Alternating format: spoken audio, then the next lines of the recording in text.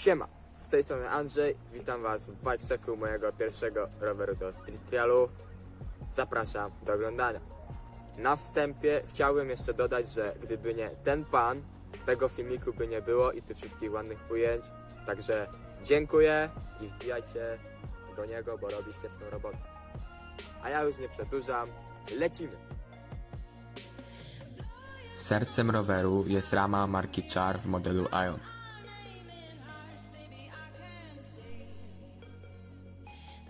Kolejnym elementem Charka są 24-calowe koła na piastach Echo i oponach Maxxis Holy Roller. Z seryjnego kokpitu został mostek razem z kierownicą. Hamulce wymieniłem na niezawodne hamulce Hope Tech 3 E4, podobnie jak gripy. Obecnie posiadam Audi Softy.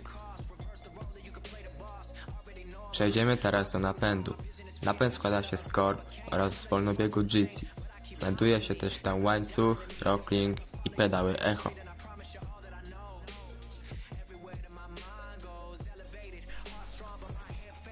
Dziękuję za obejrzenie drugiego mojego filmiku na kanale. Dziękuję również za pozytywny odbiór pierwszego. A ja zapraszam was do subskrybowania i lajkowania. I widzimy się w kolejnych odcinkach. Cześć! I widzimy się w kolejnych. Dobra, mów! Dziękuję. Czekaj. Ale co jeszcze powiedzieć? No, że... Dziękuję za... Dobra, no mów.